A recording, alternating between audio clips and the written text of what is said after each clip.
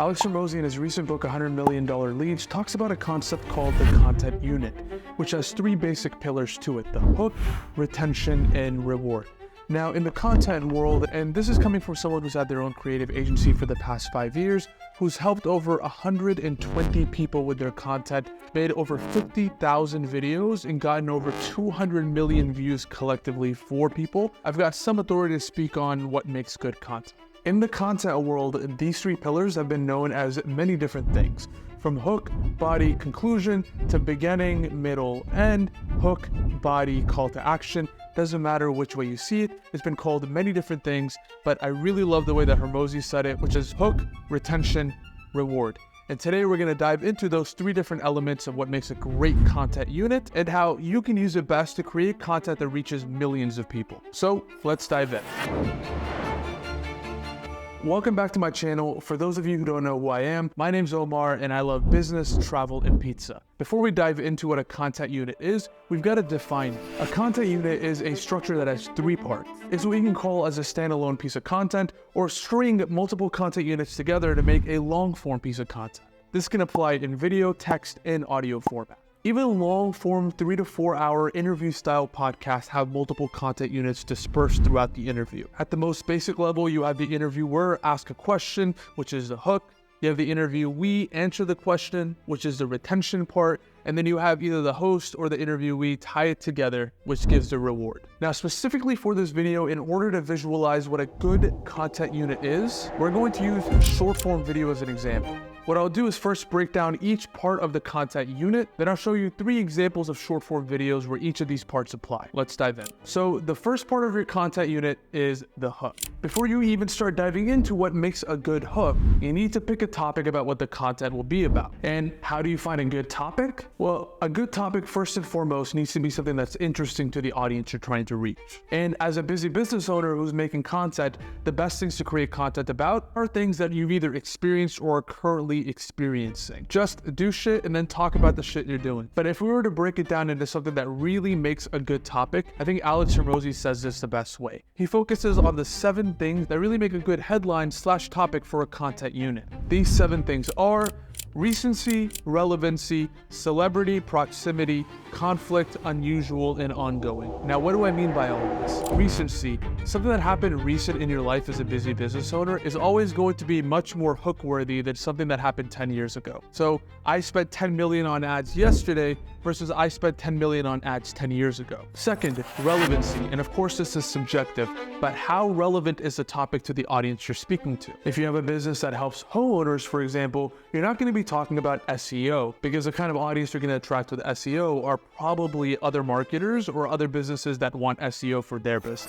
Celebrity. You've probably seen this in action a few times already, but it's called celebrity jacking, where they start a video with Mr. Beast did so-and-so, or Grant Cardone flew his plane to blah, blah, blah, blah, blah. But the fact that you name drop the celebrity that has some fame to them will instantly hook people in that care about that celebrity or at the very least know who that person is. Number 4, proximity. Again, this is subjective, but how close geographically to the audience does that topic hit home? Number 5, conflict. Really conflict of any kind whatsoever. People love drama. But the best kind of conflict to get engagement is the type of conflict that have opposing viewpoints. Take, for example, the presidential debate. If you're political in any way, the recent presidential debates are going to have viewpoints from both sides. Think about the type of conflict that the audience that you're trying to reach would really suck at. Number 6, unusual. So these are things like eating a bag of grasshoppers or aliens landing to Earth. These are generally not that useful in the sense of attracting people to your business, but different types of businesses can take different angles to also hit on them. So for example, let's say you're a photographer. Just off the top of my head, you can create a video that says, I created a 20-foot gorilla pond.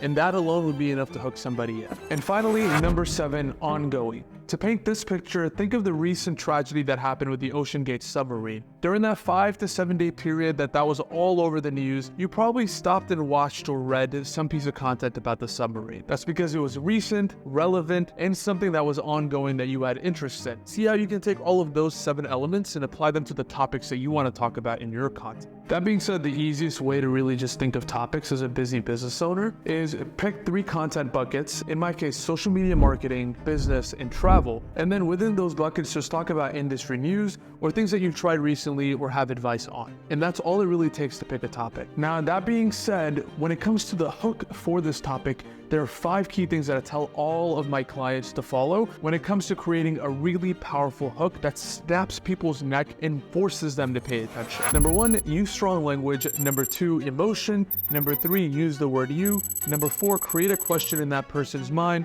And number 5, delivery over everything. Let me break each of those down super quickly. Number 1, use strong language. When I mean strong, I mean words like exactly, only, this one thing, forever, no matter what. I mean, the list goes on and on and on. Quick tip, look up powerful words on Google and you'll find a whole list. You want to use strong language and not weak and meek language like probably or maybe. People want to listen to powerful people, and weak language leads to weak content. Strong language leads to powerful content, leads to being an authority. Second, create an emotion. This can be any emotion. You just want that other person to feel something. Doesn't matter if it's happiness, sadness, even cringe. Now, in general, your really great content creators are excellent at creating these emotions, but as a busy business owner who's creating content, you at most have the words that you use to create these emotions. So instead of using general and basic emotions like sad, happy, angry, use emotional words at a deeper level that really make the other person feel something.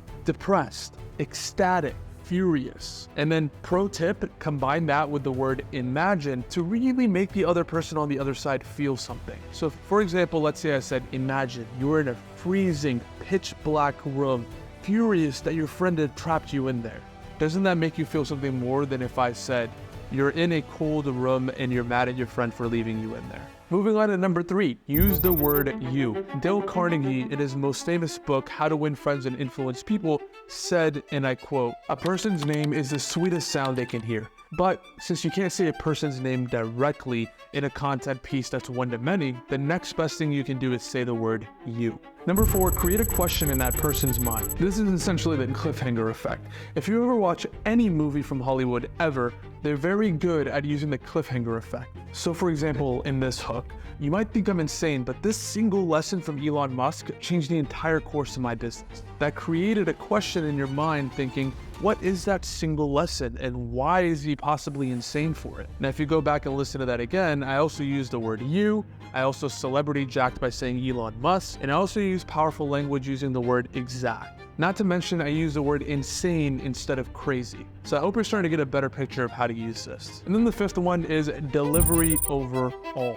Let me show you 2 examples of how to best paint this picture. Imagine I said it like this. You might think I'm insane, but this exact lesson from Elon Musk is what changed the entire course of my business. Versus, I was walking down the street at 12 in the morning and guess what happened? The second one, even though it doesn't use as many elements of a good hook as the first one did, the delivery made it much more engaging. So this is why the way you deliver something and the way that you say something is even more important than what you say. Keep those 5 things in mind and you'll never mess up your hooks. Now, the reason I spent so much time on the hook is because that's where you should be spending the most of your time. 80% of what really makes a good content unit is the topic and the hook. But on to the next 20%. The second part of a content unit is retention, or the body. The retention's whole point is to keep that watch time going, or the read time going, or the listen time going for as long as possible, keeping the other person engaged. This is measured by value per second, meaning how much value are you able to give in the shortest amount of time. This is why 30 seconds of video that are really tightly cut and really valuable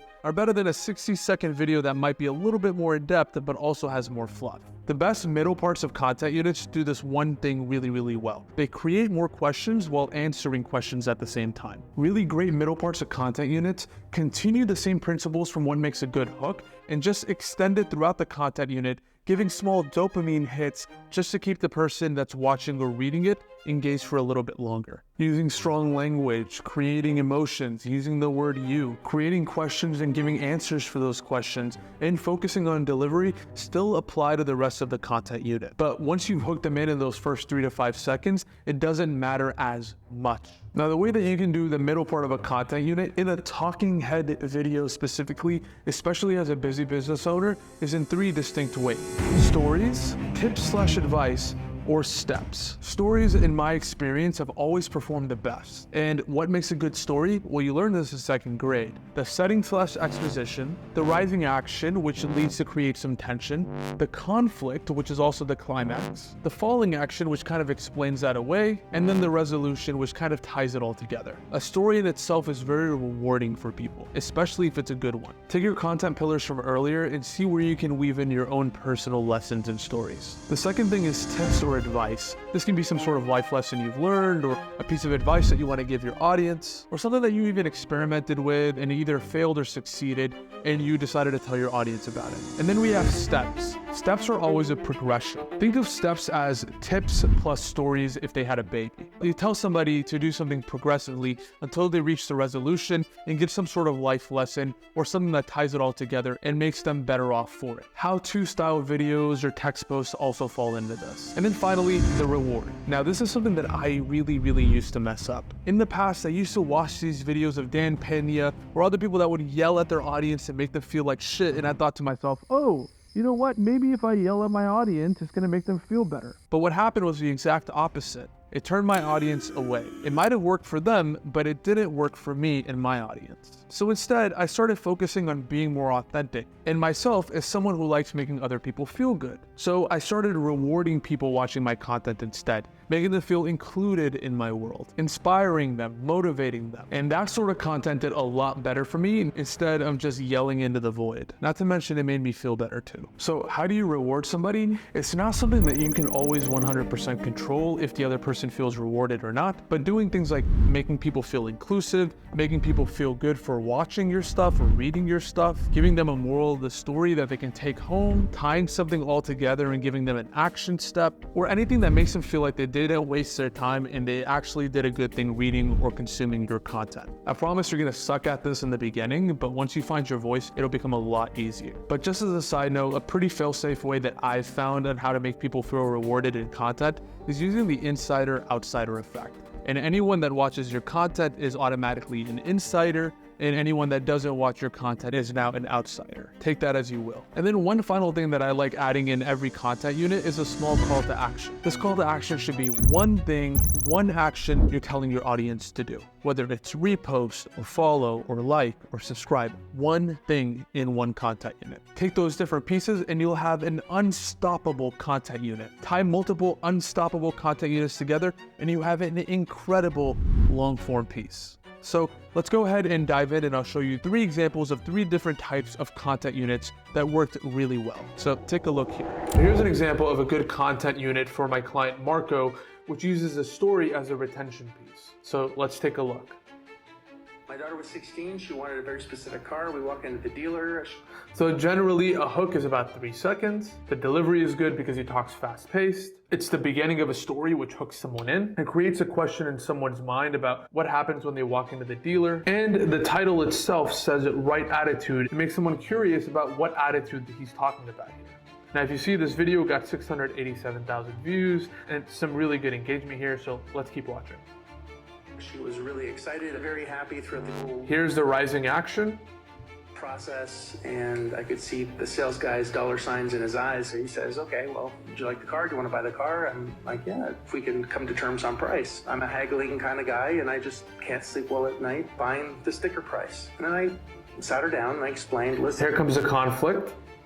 you love the car, the price didn't go down. Look at how you behaved and look at what the outcome was. Well, we're gonna look at the same car because we had identified the same car in multiple dealerships. So I want you to do the absolute opposite. I want you to hate the car from the beginning, don't like the way it drives. Everything that you've done, now do the opposite. So you wiped her tears away, and that's exactly what we did. And we paid 70% of what the car was actually on lot 4 at the second dealership. Now, if you stop the video there, that would have been fine because the resolution was finished, thus the story was finished. But you didn't adequately reward the audience from a lesson learned unless they were to decipher that lesson themselves. So how do you tie it at the end? That is where we got to. It was considerably less, and just by changing her behavior. And that was a lesson that she had to learn internally. So changing her behavior, that was a lesson she had to learn internally. That was a lesson that tied it all together and rewarded the audience with a takeaway that they could use in their own lives. Let's take this next video here by Alex Hormozi. This is an example of a tip/advice piece. If you ever feel really stressed one day, if you're like, man, I have a lot of anxiety, like there's a lot of stuff going on, just... So notice that hook, first 4 seconds. Let's see if we can count every element that he mentioned in his hook. You, so speaking to you. If you ever feel really stressed one day. Really stressed, creating an emotion. If you're like, man, I have a lot of anxiety. If you're like, again, speaking to you, anxiety, another powerful emotion. Like there's a lot of stuff going on, just try this. Not, oh, it might be worth trying this. He says, just try this. All before 4 seconds are done. Try this. Put earplugs in, put headphones on top. You literally feel the world get quiet. All of a sudden, you're like, He's painting some emotions. He's painting the picture. So now he's in the retention part where he's giving the tip/advice, but he's still keeping you hooked with emotions, powerful language, painting a picture. Get you into a little bit more of a meditative state. For me, when I work, imagine this environment. I have this massive screen, so the only thing I look at is my work. I have no windows. I have a timer that's keeping me on task, and I have 2 things stopping any noise from getting in. My work per unit of time that I'm allocating to it goes up by a lot. So basically the way he ties it up is like, if you put on headphones, you get to focus on your work. If you get to focus on your work, you can do more work in a less amount of time. And that's the lesson that he passes off. It thus rewards the audience for watching. And let's move on to the third example here. This is a how-to video that got 441,000 views and some pretty good engagement. I follow the perfect nighttime routine where each step is scientifically backed. Start by washing. So I want to use this video as an example of some visual elements that can also be used to hook your audience based on your editing styles. So watch this. I follow the perfect... As you can see, face tracking. Face tracking is a very easy way in After Effects or Adobe Premiere to track yourself or your subject in order to create that sort of movement that hooks somebody in. Number 2, here is a headline here, 3-step night routine to glow up fast. It creates an emotion of a shortcut to success, and it's right there on the headline, being able to hook somebody in much deeper. Perfect nighttime routine where each step is... Perfect nighttime routine. Perfect. Strong language. Scientifically, again, strong language. It doesn't make you question anything. It doesn't make you think probably, maybe. It makes you think this exact thing does work. Start by washing my face first. Now here comes the retention part. It's about 5 seconds in the video. So you can see in these 3 examples of content units, it's no wonder that each of those perform very well. So I hope you found this video incredibly helpful. I tried squeezing as much value and experience as I could over the past 5 years of having my own creative agency. But if you need something that's even more visual, I actually have this free 63-page PDF that I'm giving away absolutely for free. I usually give it to clients that pay me anywhere from $1,000 to $2,000. It took me about a 3-week span to write the whole thing. I'm giving it away absolutely for free. Check the link in the comments. But otherwise, outside of that, I hope I was able to help. Please hit that subscribe button and notification bell to know when the next video comes out. I'll be doing these at least once a week. Until next time.